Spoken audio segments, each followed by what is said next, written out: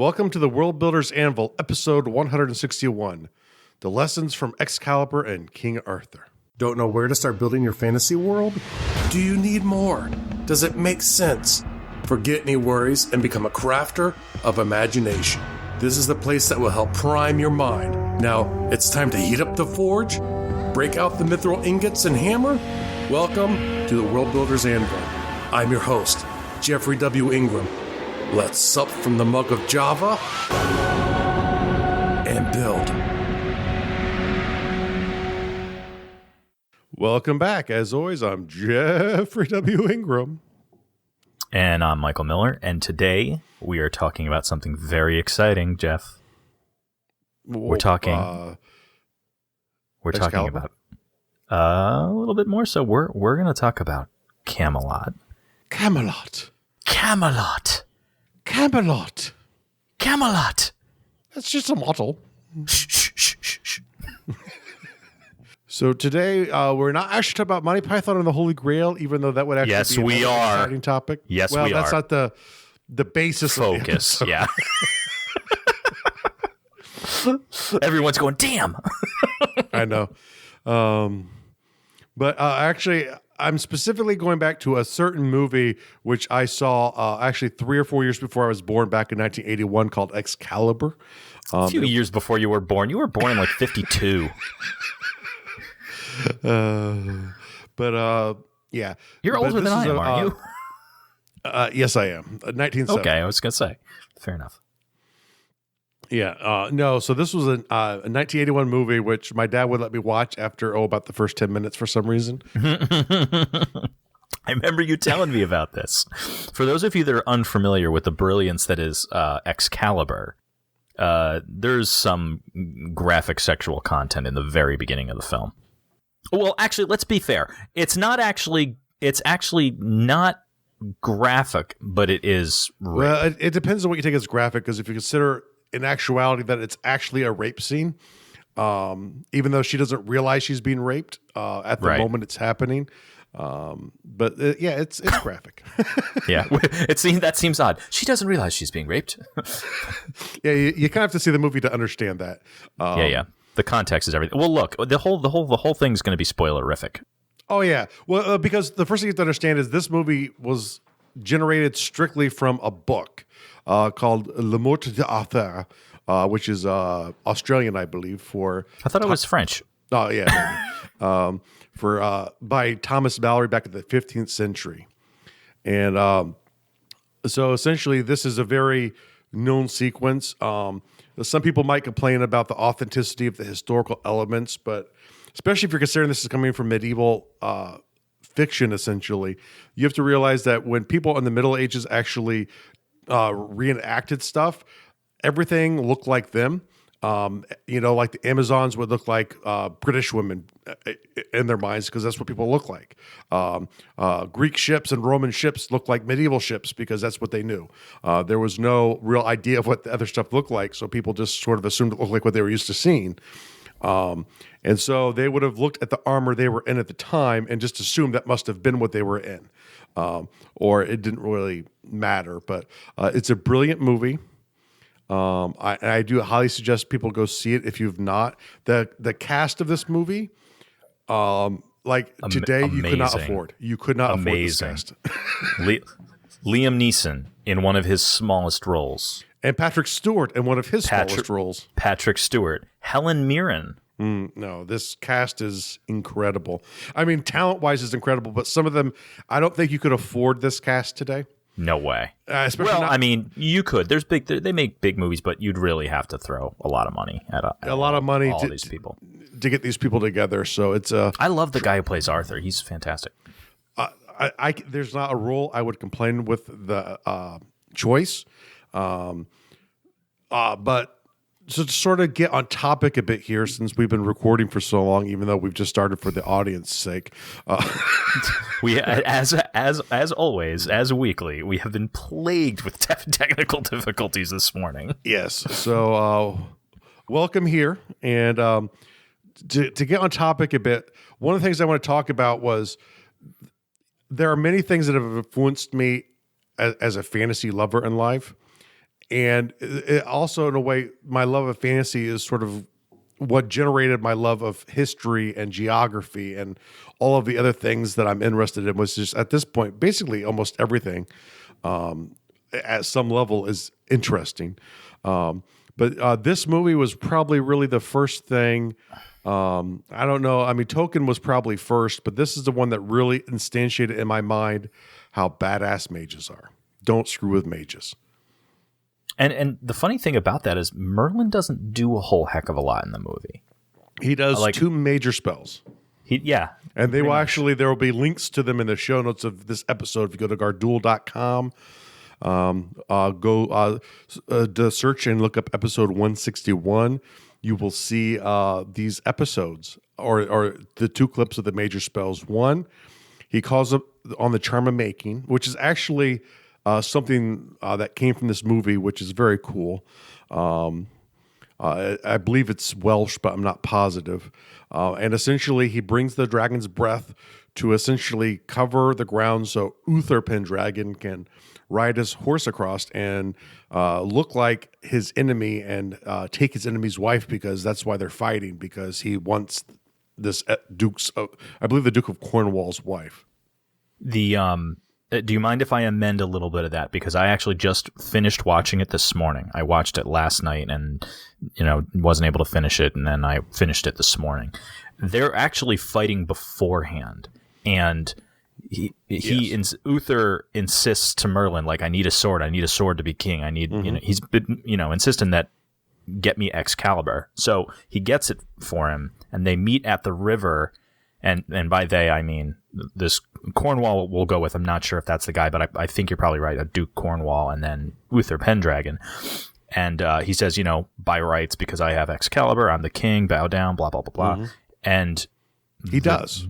And he does, but what he says is he's like, well, what are you going to give me for it, basically? Mm-hmm. And Uther doesn't want to do anything for him, but Merlin's like, hey, look, he gave, so you have to give. And he's like, okay, from the river to the sea, you can rule it, but you have to bow to me. So they're like, okay, cool. And everyone just, all the knights and all the soldiers like sigh of relief and then like, huzzah, because now they don't have to fight each other. And they all retire to the Duke's castle to feast and celebrate. Which was the mistake. Which was the mistake, because that's when Uther sees his wife and he's like, oh yeah, I gotta get me some of that.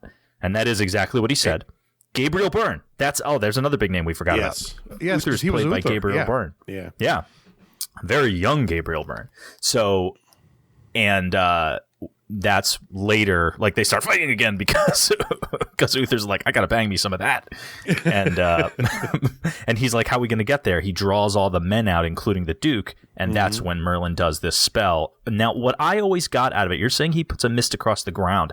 I got that he puts a mist across a chasm, which allows him to ride across. He essentially created a new ground over a chasm for him to ride across, to bypass everything, to get right to the castle, yeah. And he also, masks him to look like the Duke so that his wife assumes that it's him, so he rushes right in. Is like, hey, baby, I know I was just running out to battle, but I forgot to do something. You. Yeah.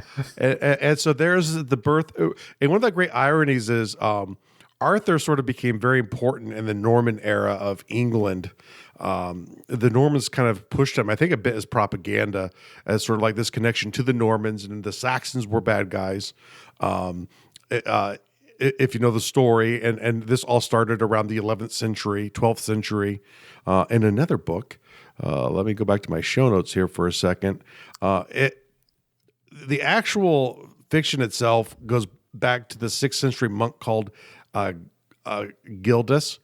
And Gildas, essentially, they told a story of him in the 9th century, and it was rewritten in the 11th century called Lanacarfan, Life Fake. It's essentially, it's fake or alternative history. It's old history done the way they did it, which was it filled their needs. There was no real reality to it, or maybe there were certain people or individuals that existed, maybe.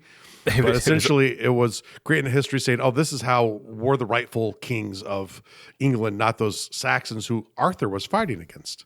It was old history, or what we would call it nowadays, complete lies. Yeah. This is what the people need to hear and how we justify our rule. So go back and read those books and let me know if they're any good, because it would frighten me to read really old books. Yeah, the interesting thing that I found when I was doing my extensive research is that that the story goes back much further than we had originally thought, and also it's in Welsh, it's in Irish, and all of these interpretations and subsequently translations of the story.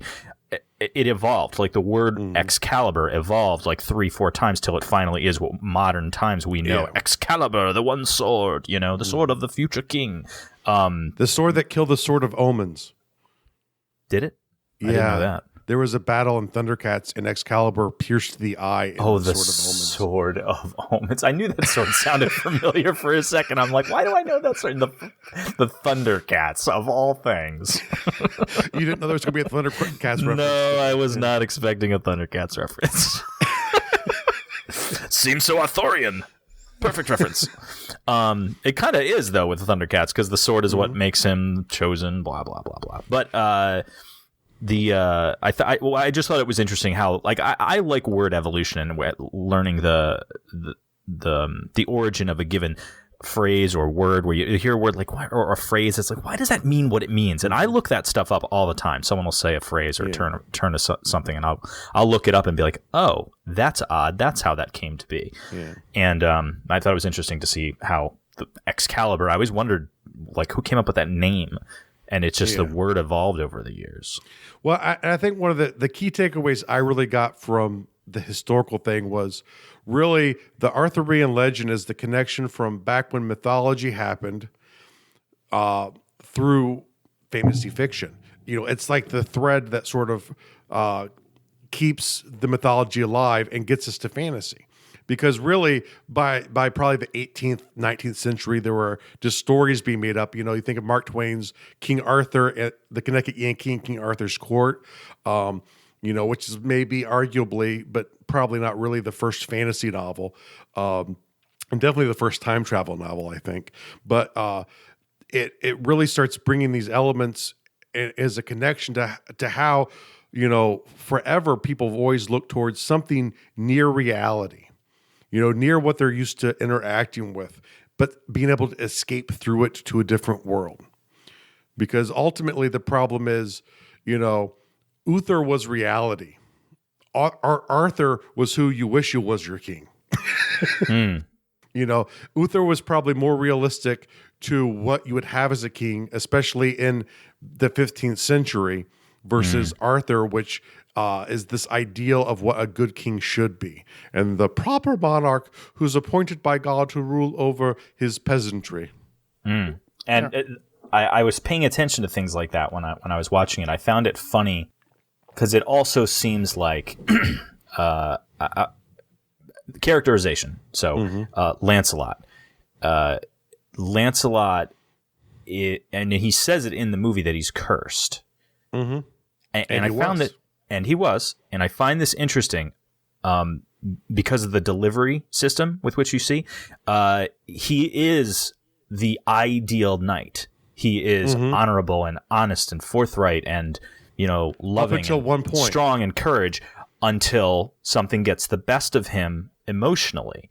And I think that's the thing, is the curse. Like, he wants to be his nature. He wants to be a good guy and honorable, but this one thing, his desire is what, and he fights it the whole way, which is great. So you're like, oh, he is a good guy, but he inevitably succumbs to it, and it, lays ruin to the kingdom for a time. And at the end of the movie, when he is dying and Arthur has returned to greatness and Arthur is holding him, he says something to the effect of, "You are what is best of men." And I was like, is he though? Because he kind of screwed your wife, ruined the kingdom, ran away, cursed you. Like, he did all these things after the fact, but his nature was what is best in men. So it was the only way he couldn't maintain that is because he was cursed. Well, that goes into the whole topic of courtly love, which I want to get to in a moment. I want to go back to magic for a second. Okay. Because the second major incident with magic in there was the point where he lures Morgana, who's been pestering him because she wants him to teach her the charm of making. Let's go back for just a second. When Uther first took the Duke's wife, Morgana is the Duke's daughter. And she was about, we'll say, 10 years old. And she watched Uther, because she could tell it was Uther. She knew it wasn't her father. She watched him make love, or rape, however you want to say it, sexually manipulate her mother. So she's been there the whole time. She's seen all of this go down. And now she's an adult, and she has met Merlin, not knowing at the time Merlin's hand in Arthur's conception. All right, now explain, Morgana. Yeah, so essentially, she's very spiteful towards Arthur, towards Merlin because of this incident. And so she's a true villain. Don't get me wrong. The interesting thing that they did there, at least in this movie, and probably is not so much from traditional Arthurian legend, not until the 15th century, was it was a revenge game. It should have been her brother on the throne, if you look at it in the lens of that day, not Arthur, her half-brother, because it was because of Merlin that Arthur's where he's at, and it's not rightfully his. The funny thing is the first time she confronts Merlin about it, she says, "You took my brother away from me at birth," because at the time she didn't realize he was the half-brother. Yeah. Which I thought was kind of cool. Like, I was like, having not seen the movie in many years, I was like, oh, I don't remember this. Like, I thought she was just strictly a bad guy from front to back, and she's not. Her motivation is from a traditional medieval point of view, which is England, but you looked at the kingdom as in the dynasty of who was ruling it. And so the loyalty is to the dynasty. It's not a true nation state like it is today. And for her loyalty was to her father and to that line, and not to the Arthur's line. Which is ironic considering what she does to create the next king. Yes, and that's magic on a little. She thinks she would have found. We'll get to it. Yeah, we'll get to that because that's the third piece of magic in here. But Merlin takes her down, and he knows she's been pestering him for years, playing along as the friend of Arthur, the friend of Merlin, and he knows she's BS. So he's luring her in and delivers probably my favorite line of the movie, the line that made me play mages as characters for probably 10 or 20 years, almost exclusively afterwards, which was, "Look into the eyes of the dragon and despair. I destroy thee." And I think as a kid, my eyes probably exploded at that moment. I thought, again, watching it as an adult, having not seen it for a long time, I would like to see a couple more tales. I would like to see the upcoming of Uther, and I would like to see a fanfic, and I don't mean like those filthy fanfics that are mostly on the internet. I mean like a legit fanfic of, okay, maybe a little, of Merlin and Morgana getting together, because that is what starts. Like, Merlin didn't seem to know that Morgana was into magic until she first meets him at the wedding, and she says a few things, and then he tests her. He's like, "What is this?" He's like, "What is that?" Like, "What is that root?" "Mandrake." And he's like, "What's it for? What's it do?" And he's like, "Ooh, you are like me." He's like, "Do you have the sight?" And I was like, and there is a teased romance on her part to him. Yeah. Like, she's obviously trying to use her womanly wiles to get the magic from him. Oh, see, I think it became that. I think in the beginning it was earnest, like, I would be with you and you can teach me. Like we can walk this world together because we are different than everyone else. And he was like, well, maybe, but look, I'm so old and I'm like just a different thing. Like, this isn't even my world. So no, not really. I'm not doing that. But I do, you watch it, you feel like I feel like there's almost like Merlin does want to go down a romantic road with her until she is straight up evil, and then he just tricks the crap out of her, which is great. Yeah. But at this moment, Merlin fails, which will lead up. She learns the charm of making because that's when Arthur plants his sword between Guinevere and Lancelot, saying, "I found you." He left his sword there, which is bad because the sword is the emblem of him as a king, which is something to remember too. In the Middle Ages, the reason the aristocracy was because they fought. They protected the lands. Probably, arguably, they benefited a lot more than the peasantry did. But the peasantry probably did benefit from having them there. Sort of coerced help, maybe. But kind of like a mob racketeer. Very much. I mean, and just governments have been refining that tactic. You figure very early on during the days of the first, agrarian civilizations, like in Sumeria, Sargon of Akkad was probably the first guy who created an actual what we would consider an empire. And he would literally just travel from city to city that he conquered, extort massive amounts of tribute, and then move on. He was a brilliant. I am your king. Give me everything. Give me everything. Nice seeing you. And if you did not give him everything, you probably weren't going to have a good day. And he was successful because he was a brilliant military leader. But, after him, you get some mediocre kings that come by, then they end up dying off. And then the kingdom falls pretty much because the governments don't know how to balance the taxation versus services delivered to the people. I found one of the ironies was I learned very recently watching my big history series on Great Courses that one of his replacements was Hammurabi. And that name sounds vaguely familiar.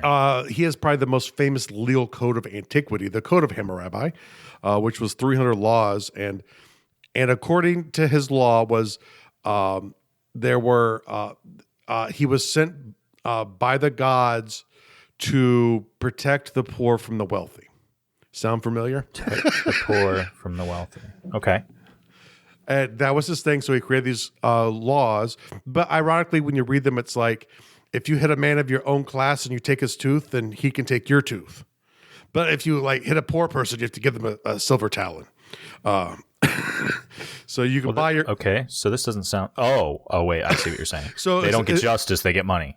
Yeah, but you could maybe argue that maybe in the time it was considered. I mean, it'd probably be more useful to the poor guy. But in a way, you're saying too, a rich guy can buy his way out of bad things, where a poor person is going to die. So what happens? What was the rule if? Because I'm assuming that you memorized all of these laws. So let's test that knowledge. All what 300? happened if? Yes, all of them. So what would happen if a poor person had punched a rich person and took out a tooth? He would probably be killed. Okay, so I'm not sure. They're very one-sided. They're there to protect you. But this is one of the things governments have done for a long time, where typically they say they're here to do something for you, and you could at least make arguments that maybe when they say they're doing something for you, they're maybe doing the opposite. Yeah, we're here to liberate you. No, you're invading us. Give us all of your money. Okay, Sargon, here you go. Have a nice day. So we can help you. What? But sort of more back to more modern times and the 6th century England. So back to more modern times in 6th century England, we're sort of doing a magical review here. When she learns the charm of power, she uses it to trick Arthur into thinking she is Guinevere, and she's going to make love to a king, I believe was her quote, and together they would produce a god, I think is what she said. Yeah, something to that effect, yeah. And that is not an exact quote, but pretty close. It's very close. But it's also funny. It's like, oh yeah, I'm going to make love to a king to make a god. Did I mention that king is my brother? So technically, this is the second case of rape and incest. Well, and technically, incest. I don't think according to the laws of the day, maybe today that would be considered rape. Back then, it would have not been, because rape is usually defined as a penis penetrating, traditionally. More recently, it's been updated maybe to include more things. I don't know, but traditionally, only a man could rape a woman. I don't know if that's still true or not. Those are modern laws. Who cares about that? Well, probably yes. This was magic manipulation because she used magic. But and she committed incest definitely, and created Morgan, who was the evil person of the movie. Mordred. Or another one, and they go into Morgan. What did I say? Yeah, you said Morgan. Mordred. Well, she's Morgana, so that's an easy mistake. And Mordred essentially brings up the revolt, and they reclaim this wonderful cup, and then they get enough strength to go defeat his army using the old ways, and that wasn't very well explained. It's not super important. The old ways. What do you mean the old ways? We're just going to fight it out really hard. Yeah, we're just going to fight it out. Oh well, then why don't you say that? I mean, what had we originally planned to do? I could brought my sword and my axe. What it's funny too, talking about like the old ways. One of the other things that I learned from watching this stuff is the ideas of wars and quests are romanticized by them. Like, we need to start this war. It's for the good of the land. The war is an important thing to happen. This quest is very important to go on. So the ideas of these things are very romanticized by the characters. Definitely. But the actuality of like the first battle scene where Arthur shows up to help relieve Guinevere's father, Patrick Stewart, from being sieged, very gritty, nasty fight. That's probably my favorite part in the whole movie. Is that opening sequence, but more because of their reaction, because this is like Arthur has just gotten the sword. He's just pulled the sword from the stone. And there's a lot of people, everyone that's sieging the castle is not accepting his rule. And the guys that are on the defense are like, no, we'll follow him, even though he's a boy. And Arthur gets in the fray. He's like, everyone who would follow me, he's like, we have to go to this castle and help defend it. And it ends up in a bloody, horrible fight, like in the moat right outside the castle. He is knee deep in water fighting another man, and he's got the upper hand. And he's like, will you bow down to me? Will you kneel to me? And he's like, I'm a knight. You're a squire. You're not even a knight, and you want me to kneel as though you're my king? And he's like, you're right.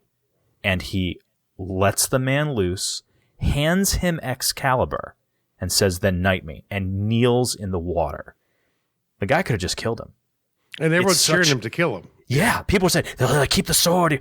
But it is such a brave and earnest moment on Arthur's part that the guy is compelled to knight him and swear allegiance. I don't know if I completely agree with that, because the magic music was playing. Oh, you think it was manipulated? Excalibur pushed the point home, we'll say. See, I didn't even consider that, but there are certain sounds that are like when magic is happening, and that becomes very powerful at that moment. So it was Excalibur exuding its will over the holder. Sort of this idea, like if you have old-fashioned artifacts in D&D, you have like this battle of wills. But I think Michael's point is valid, though. I think it was like, listen, look at the bravery here. And it kind of forced the truth through the guy holding the sword. I think you might have done it anyway. I think you may have just ruined my favorite movie. Your favorite moment in that movie because of that. Because I agree with you. Like I'm thinking about the expression on his face, and that he really was fighting what he wanted to do.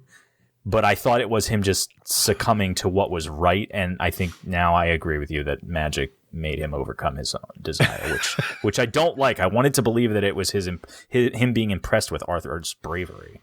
And then the other thing too is the main quest in the story. You have the quest for the Holy Grail, sort of another reoccurring mythology that shows up in many ways, but is connected very much to the Arthurian legend. And this idea of all these shiny knights getting together, this wonderful ceremony they write out there. But then from that point on, total filth, people hanged from trees. I mean, just complete gritty. So the reality of the world outside of Camelot was like the world, and Camelot is like this idea of what the world should look like in the eyes of, these 15th century Norman English people. And the thing that's funny too is that whole sequence of the movie, you actually spend a lot of time with Percival. Like you spend like 30, 40 minutes. He becomes the main character for that whole sequence. Yeah. Which I loved, because I think he was fantastic. Like the actor they had do that part, I thought was fantastic. But it was just kind of funny because I also didn't remember spending that much time with that character. And I'm like, this is really like, I remember there being a lot of time with him, but not that much. I prefer the Sir Gawain in Castle Anthrax, of course. No, spank me. No, spank me. You're a terrible peril. Oh, just a little peril. It doesn't seem so bad. I think we can. No, run. No, you must run. Oh, bet you're gay. I forgot that line. I didn't forget that line. I hesitated to say it because it's offensive now, but this is historical movie quoting, so it's okay. Okay, and now this, the magic thing is really cool, and that's really what hooked me on magic. So like for years, my characters were either mages, sometimes they were mage thieves, but it was all because of Merlin from this movie. The magic here was impressive. And don't get me wrong, like Gandalf, yeah, he's nice, but he does very little that you could even say is like wow magic. Okay, let's be fair. If you had watched both of those movies when you were like 9, but if I saw the movie, he would have. But in the book, he's not as impressive. In the book, he's not as impressive. That's true. In the book, he just kind of shows up, does a couple things, then vanishes for a while. They definitely. And then you could argue that there's coincidental magic with that, but that's just not as cool as like, the breath of the dragon, the charm of making, very powerful stuff. Now, Rassilon from Dragonlance was the guy who taught me how to be a good mage, but.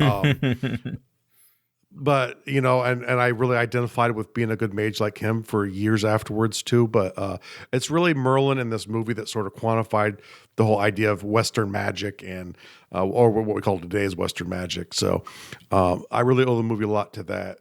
But like I said, a lot of it is though, because I liked it so much, it's what really got me into history and looking back at those periods of time and going, was there this figure who could have been King Arthur?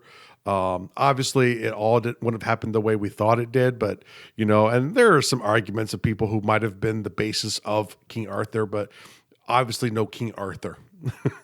I find it interesting that what really struck you in this movie was Merlin, and I love Merlin. I'm a big fan of Merlin tales. I got a couple of Merlin books.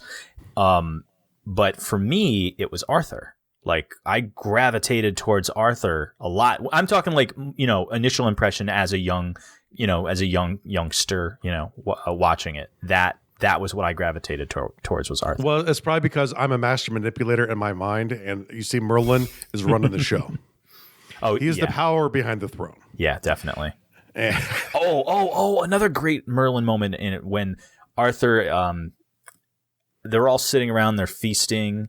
And they're just talking, and Arthur's just reflecting on. He's like, "We've got peace, we've got prosperity, we haven't had war in ages. Yes. Everyone's eating in abundance, and have we destroyed all evil?" And Merlin's like, "No." He's like, "You can't have good without evil." And then I don't know if it was in the same scene or a later scene. I think now I'm thinking it was a later scene. They're talking about what makes a knight great. What is a knight's greatest virtue? Courage, loyalty. He says a few other things, and people are, talking about it, but no one's really jumping up with an answer yet. And he's like, "Merlin, what say you? What do you think?" And he's thinks about it for a sec. He says a couple of things, and he's like, "Well, true." And Arthur cuts him off. He's like, "No riddles, no conjecture, just a word. What is it?" He's like, "Well, truth. It must be truth." And he says something to the effect of, "Any man that lies kills the world a little bit." Yes. Yes. It was funny. I knew where you were going to because there are those two great scenes with Merlin and his wisdom there.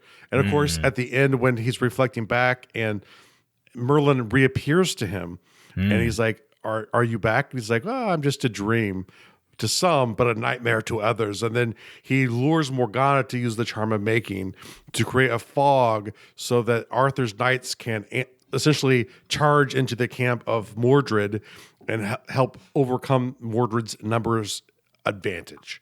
So there's a lot of neat stuff, but to me, Merlin was he was the glue that made Camelot work, and the magic was really powerful, and that drew me down the page of what I like to call lawful good mages. That's ironic that you and I didn't know each other in your young role playing days. We didn't get together until deep into college. So to hear that you ever had a lawful good character surprises me a great deal. Well, that's good because it's audio and you can't see the air quotes when I say lawful good. Oh, I see. By lawful, I mean my own laws. That's right. the laws as dictated by this character. And no, I won't use the rusty spoon. The spoon. Will you use the spoon of undead turning? You know about that one, right? No. I thought it was one of your campaigns. No, it might have been, but it would have been a momentary joke. I don't. There was a character who had the spoon of undead turning. It was literally a spoon that would change someone who was undead to living again. See, I probably wouldn't have done that. I would have made it coincidental to where the players probably would have thought it did that, but it would have not actually done that. So, but yeah, no, that could have been. I don't remember that one per se, but now I want to go back to the one other thing besides the ideas of reality versus utopia is one of the things I've taken away from it. The great history of how this kind of started as fake history and it turned into stories and then it turned into modern day mythology of ancient Britain. But it was this idea, and Michael did allude to it a little bit, this idea of courtly love, which was rampant in the Middle Ages. And at first you kind of think of it as the story of Guinevere and Lancelot, which is one of the stories that actually kind of probably brings up this idea of courtly love. But the thing you have to realize is it's considered very virtuous to have courtly love issues in the Middle Ages. Define courtly love for a moment when you say that. So courtly love is this idea that Lancelot would have been respected in the actual Middle Ages if he would seek tokens of affection from Guinevere, if he would swear off any other women for Guinevere. That would all seem highly virtuous in this idea of what courtly love was. But now the idea that he nailed Guinevere, that's a failure of courtly love. Courtly love is forbidden love that you can never act on and you can't. And that's what it was. But then him and Guinevere broke down because of their love for each other. Well, let's be fair. She broke down. If she had not come to him, I don't think he would have succumbed to his passions. Of rape. So, I know, but my point, he broke down too. He did, but my point is that like he didn't stay in the castle. He'd visit briefly, and he'd sleep out in the woods just to avoid being around her. If left to his own devices, I don't think he ever would have broke down. But she literally rode out to meet him in the woods. He pulled his sword out and was like, "Stay away from me." And and he's not actually going to kill her. It was just a threat to maybe scare her off, but she was not afraid. So she just came at him, and he, at that point, couldn't do anything. So I blame her. I think you're one of those people that blames Eve because Adam also sinned. All right, fair enough. Okay. I believe that he would have been able to maintain if she had not come to see him in the woods. Sure, but he still sinned, right? He's absolutely still guilty. I totally agree with that. So it really doesn't matter. But it's her fault. And like you said earlier, how can I fight this when I'm guilty in my heart? He admitted to being that's true. In his that is true. But I choose to believe that's because of the curse. Yeah. Because he didn't want to be. Arthur was his best friend. He's a berserker. He's filled with passions. And one of the things, like that style of berserker, it was not just fighting. You know, we think of berserkers today as like berserkers from the Vikings, where they would drink these mushroom-ridden drinks, get high as a kite, and hold a bridge against an army of Saxons. Is that true? Oh, hell yeah, that happened. No kidding. Yeah, around 1100 AD, a berserker, essentially, when King Harold invaded England right before William the Conqueror invaded, the Saxons came up. They weren't ready to fight. A berserker went out to the bridge and held off the Saxon army. They killed him, but essentially what happened was... But he bought time, of course. Oh, no. It was a little bit bigger bridge than that. They hit him several times. They kept stabbing him. This is what created the legend of the berserkers. And so, like, I don't know how many people he killed, but essentially the way they killed him was, as he's fighting on top of the bridge, one of the Saxons goes under with a spear and jams it up into him from beneath. Oof. Yeah, not a pleasant way to go.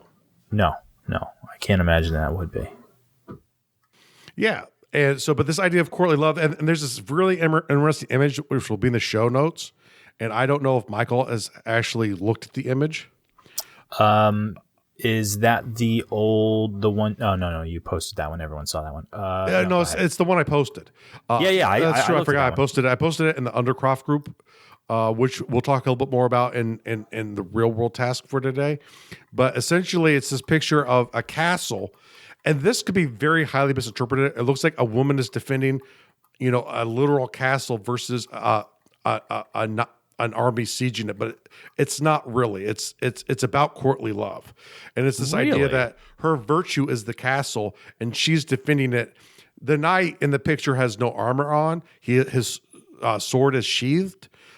He is going up the ladder to break through her defenses to actually have sex with her, and she's figuratively cutting his head off.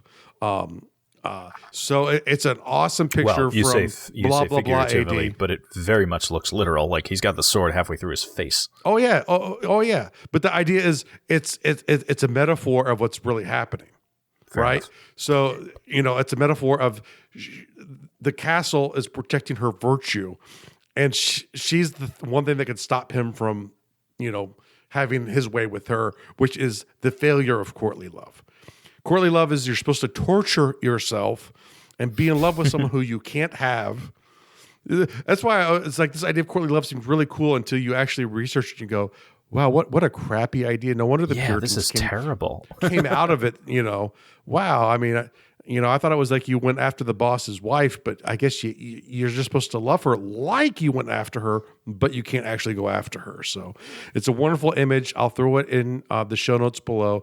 There are other more literal ones where they're like people like talking and like guys bowing. The idea of the maiden tying off the bow onto the knight's lance, very real. That's part of courtly love. Like you'd go up to the queen, she would do that for you. That's totally acceptable. You can even speak out your love to her, but you just could never act upon your love for her. Interesting. It's also quite a bad day at the office. No, quite a visual metaphor. Like she's tying something to your lance. I mean, you could. I made Jeff spit take. You guys got to hear that. I made Jeff spit take. No, I'm going to cut this all out. No, don't cut that out. That was funny. You had a full mouth when you caught that. That's so funny. Mm-hmm. Yeah, think Crouching Tiger, Hidden Dragon. I mean, that whole thing, mm-hmm. They were like so in love, and they're like, oh, but we cannot be together. Yeah, and it's a very similar idea where because of honor, you can't do this thing.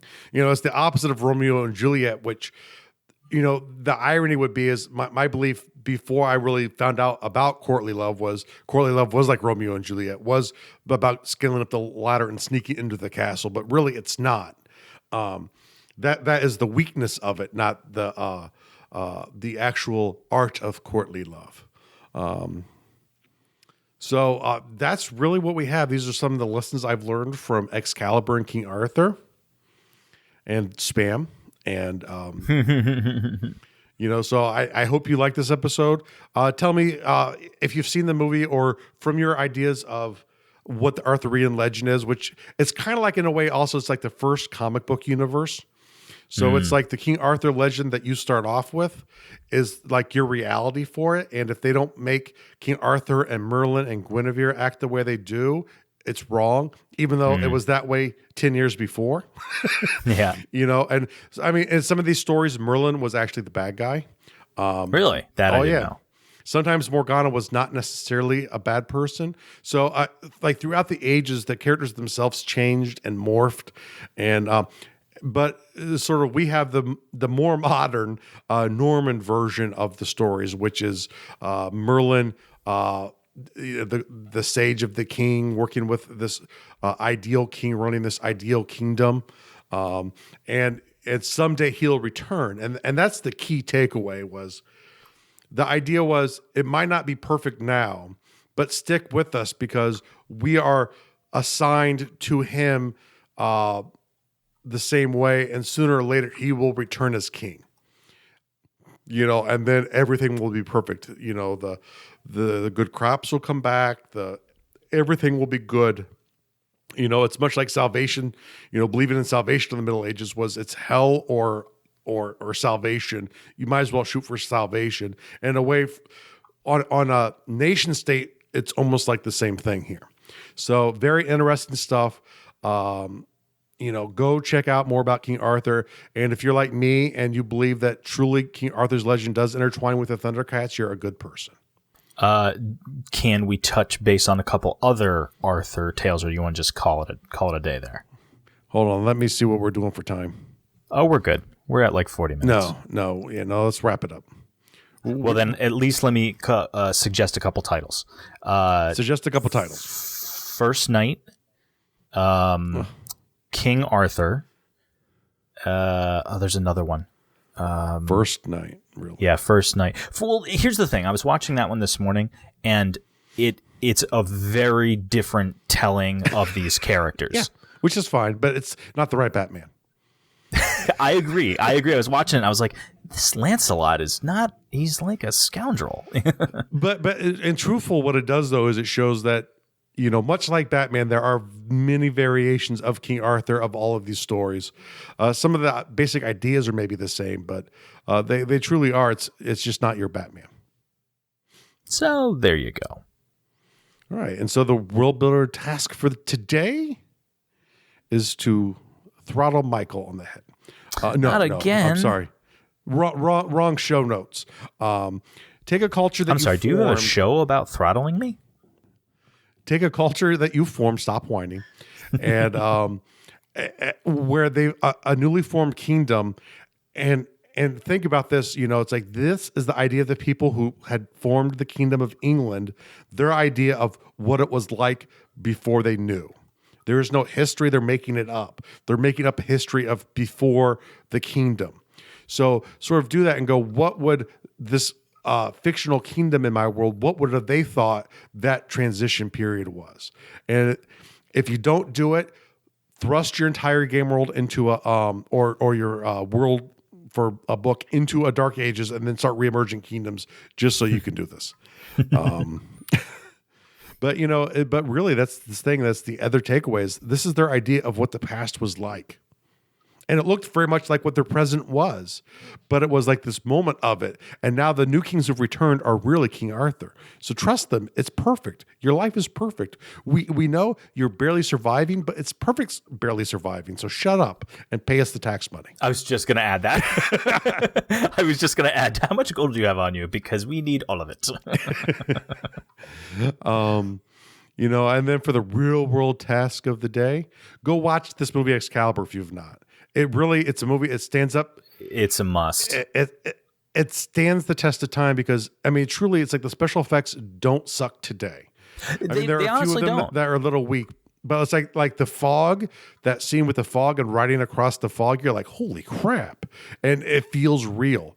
So they did an awesome job. And do you want to know what impressed me the most? Because I was paying close attention to this throughout, especially the special effects. Because I was a little worried you were going to slap me down for saying that, but to me they don't. But you have a better eye for this. Well, here's the thing. It's not even so much as like the magic and the stuff that they try to make look really supernatural, but just the fact that they show you these characters from, like more than 20 years passes. Mm-hmm. And for Arthur, you see, but they skip. But you see Arthur from about 18 to into his 50s, and that's true. I didn't think about that. Yeah. And it really looks like he has aged. Like and it truly is the same guy. It's the same guy. Like the makeup and everything that they did to make people look older and show the passage of time by them wary and getting aged.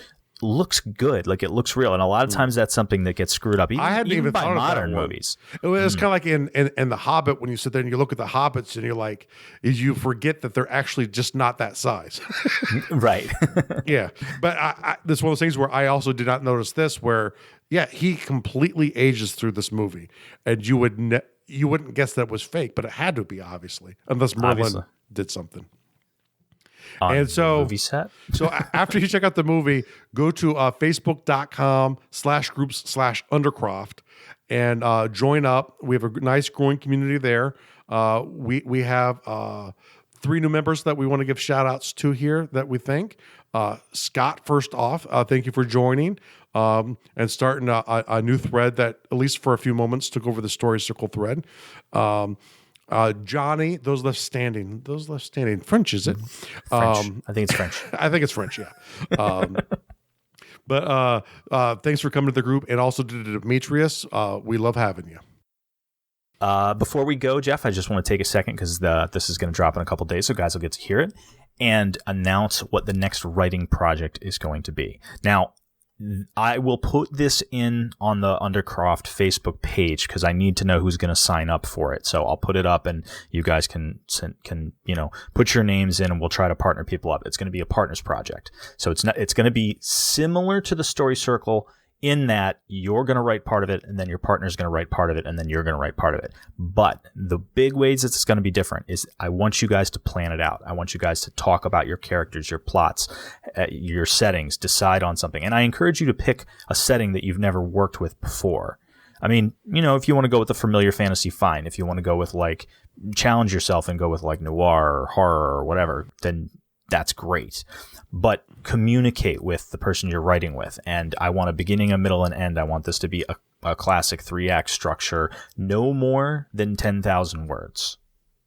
You want the story to be complete before you hit 10,000 words. And this is going to be something going on in the background. You guys are going to be working on this for a while. I don't know if we want to set a timetable to it?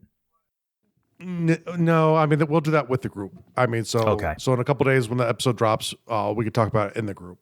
Okay, and also Jeff has got things going on. The Story Circle will continue. We're not gonna put an end to that. So that'll also be going on at the same time.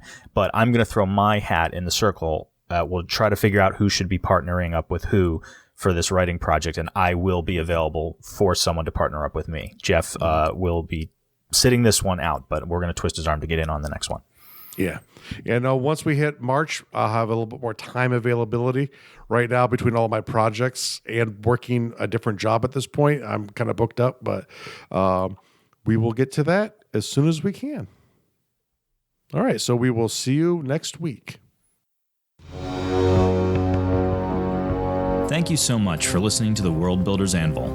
We would love it if you would share the World Builder's Anvil with 2 of your friends, and so would they.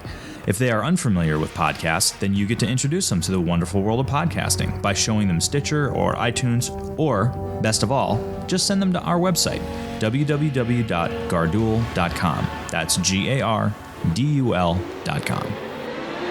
Now strike while the mithril's hot.